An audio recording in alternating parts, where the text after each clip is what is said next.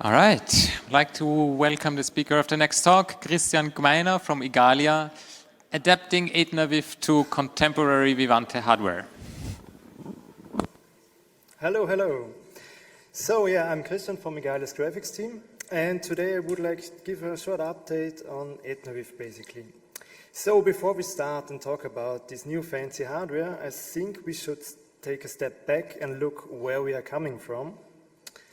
And I think one of the most important devices for etnaviv development was this GCV00. It is basically the first device that was used for reverse engineering etnaviv. It ran something like mini gallium, so the gallium stuff was forked out of Mesa into etnaviv. It uses the proprietary kernel driver, and yeah, for instance here, it runs Quake hardware accelerated on this very, very old MIPS-based platform. The next important thing that happened for etnaviv was the introduction of the iMix6 series. That helped a lot, and etnaviv gained a lot of traction there. There was a lot of need for Class 2 or to get something working with etnaviv on this new SOC. There were different ranges of supported GPUs with different feature sets. These devices are still used today. And later on, NXP introduced the iMix8 series. We are now a 64-bit ARM architecture. We have basically just one GC7000 series thing, I'm not sure how to call it, with a lot of different variations. So yeah, that's current state. So as you can see, the market that is used, the etnaviv is used, is basically industrial automation, healthcare devices, and automotive entertainment. And the biggest reason is these SOCs have availability for 15 to 20 years. So that is a need for this kind of industries. And no consumer device will ever choose an NXP SOC, I would say. With all that, there are a lot of limitations, as we support now many GPU generations, we need to emulate a lot of features in shaders. Some features are not even possible to implement fast enough, and the current state is etnaviv is more or less a really solid Class 2 driver, and all the industrial customers are happy with it and don't care about Class 3 or anything else. So let's talk about contemporary hardware. About 18 months ago, I implemented a feature in the Gallium driver that was called hardware database. Basically, the thing is that the Mesa queries the kernel for some identity register values and use this to search in a database for features that are supported. So now the important thing is that these database files are coming directly from the kernel forks of the SOC vendors, from NXP for instance, and we have there the only truths what each CPU core can support. While working on this, I stared a lot at this database information, and I always wanted to have a GPU with features like geometry shaders, tessellation, or even with this enhanced vision instruction set architecture. So I really wanted a modern GPU to do modern development and pass Class 2 without doing too much emulation. Lucky me, at some point I found something that checked all my boxes, and it's the iMix8 Quad Max. So this is now my favorite device to develop for etnaviv. The specs sound really outdated, but we are still in this industrial market where we many years behind what's happening in consumer electronics. So I'm really happy to have now 2 performance cores, A72s, and the biggest thing here is that I have 2 of these wonderful GPUs that support all these features. So NXP decided in a split GPU architecture, but I will talk more on this later. So now, what's the good thing with this board? I finally got more recent binary blob drivers, because I usually don't try to set up the binary blob stack my own. I always use what I get with the provider BSP, don't touch it, and use that as my reverse engineering base. I'm able to run glass3.x and Vulkan CTS to do my reverse engineering. And another big thing, the SOM I've chosen has great mainline Linux support, and that is important for CI usage, because I don't want to mess around with the downstream kernel stuff for CI usage. So now let's talk about a feature that was implemented recently, has landed in upstream Mesa. We have support for hardware-based transform feedback. Yay, no emulation needed. We support all the fancy stuff, up to 4 buffers. We have many descriptors. A descriptor is basically the description which part of our output register is stored where. We have pause resume support. The hardware supports all the needed pipe query stuff. We have a context buffer that is used by the hardware to store some meta information so we can share it across multiple contexts. And the wonderful thing is that near XFP output info struct maps really well on how the hardware describes the descriptors.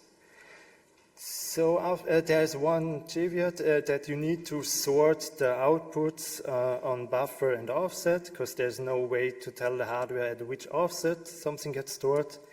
But with that out of the way, we are passing almost all CTS tests there. There are just some compiler problems. So I'm really happy that that worked really well, and that opens the door for geometry shaders. Regarding geometry shaders, there I'm already started to reverse engineering this stuff, but it's in really early stages. I managed to figure out some states.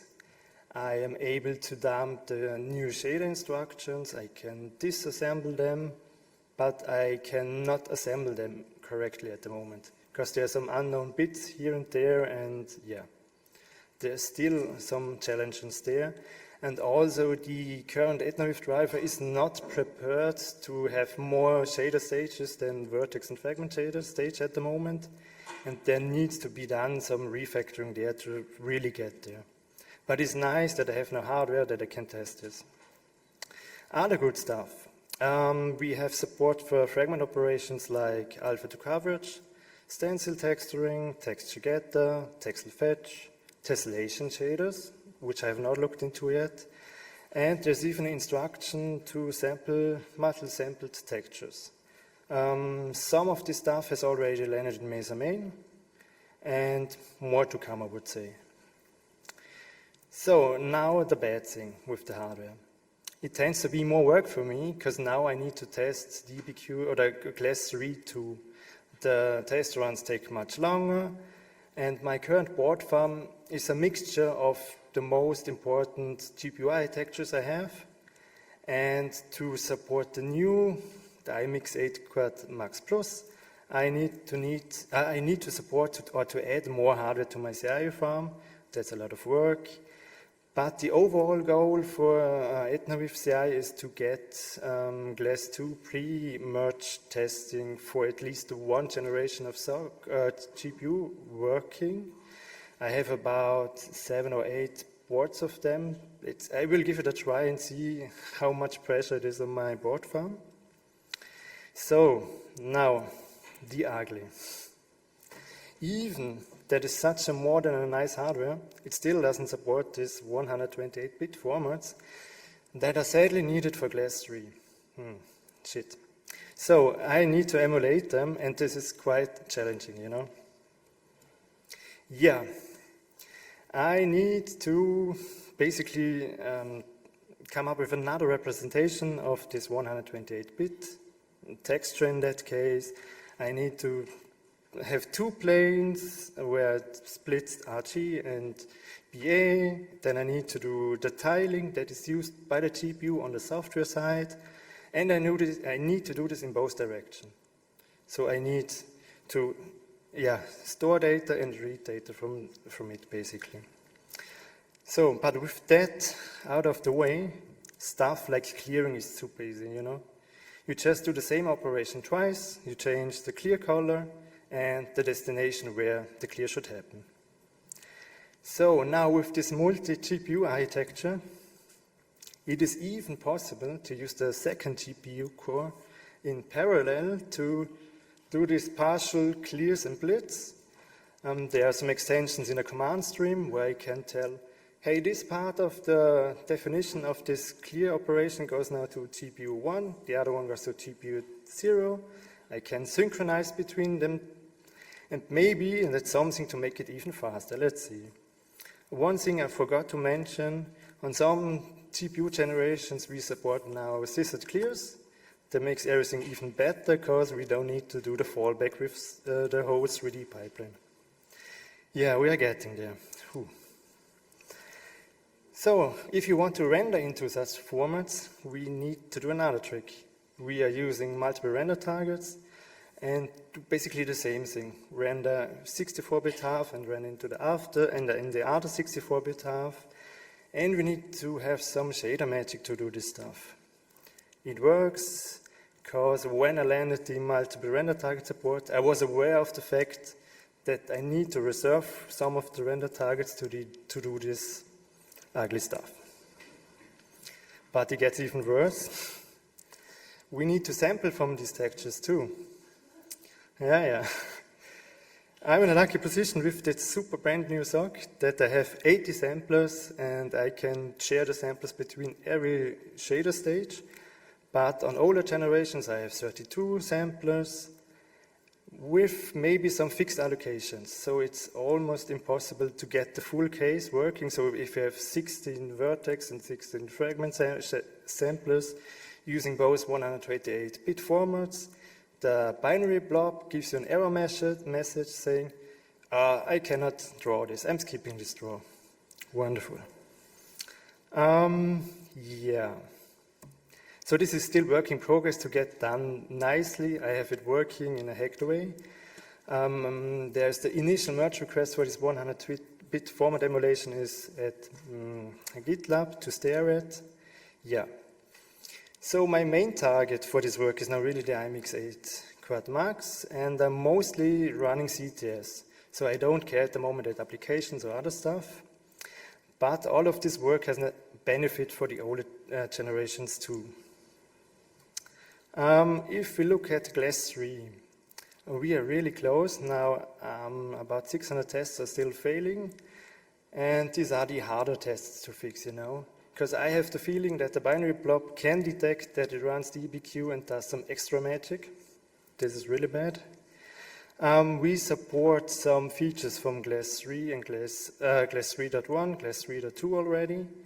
Desktop GL3 is close too. And the biggest block is really this 128-bit format emulation that I hope to land soon. And after that, it's just a matter of time to get Glass 3 finally. To be the last driver in Mesa hit that point took quite some time, yeah. So, thanks for your attention. Are there some questions?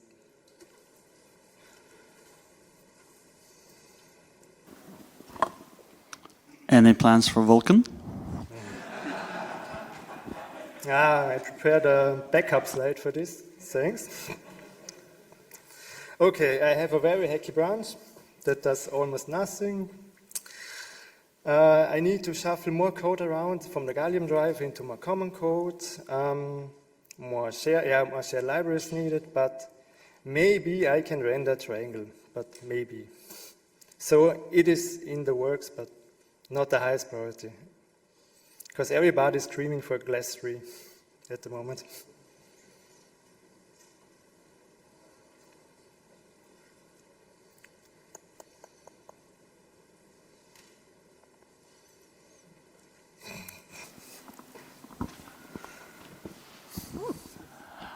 So first of all, my condolences. So is there, like, the stuff you're saying about samplers and 128-bit formats, is it even possible to correctly implement Glass 3 on that hardware? You know the binary blob does it? The binary I'm just blob taking the claims eye- to. Yeah, sure, but I can't just mimic what he's doing. What it is doing, yeah. And, you know, if you pass the CTS, I'm down. I don't care about the corner cases. Maybe we need to add more CTS tests. Come on.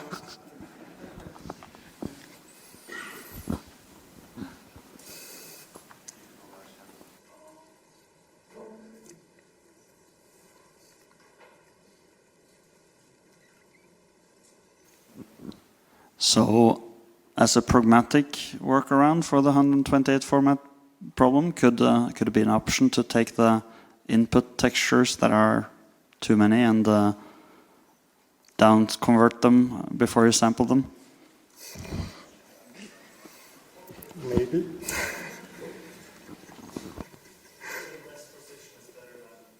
Yeah, for sure.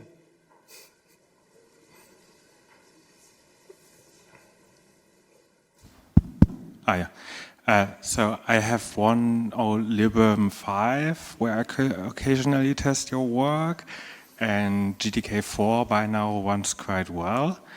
Firefox does not yet. I was wondering, what do you expect in terms of performance compared to the GLES2 world? Like, will it perform better? Maybe. It's always hard to tell you. It depends, I would say. What kind of bad stuff I need to do with emulation. And if I remember correctly, if I start up, for instance, Firefox, it tries to create a 100-bit format texture. Yeah. So yeah, it could be faster, but I'm not sure.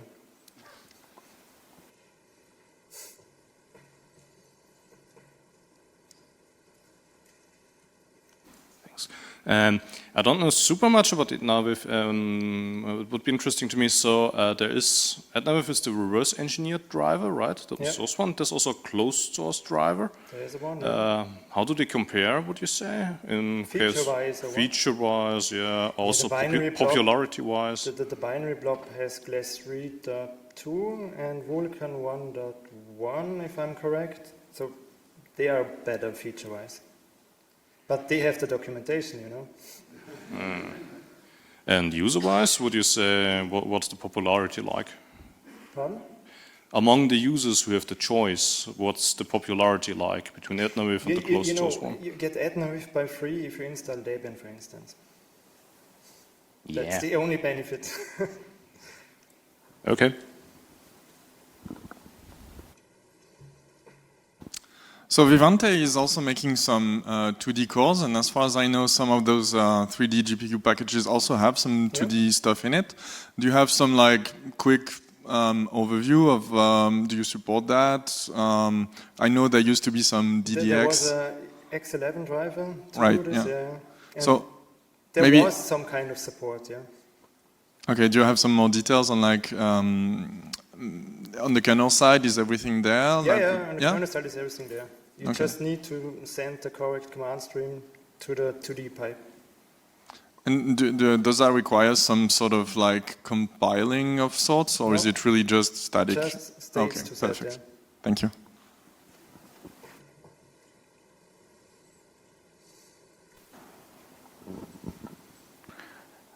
There was also a question on the Matrix channel. Would it make sense to emulate sampling in software? No. Okay. Any further questions here in the room?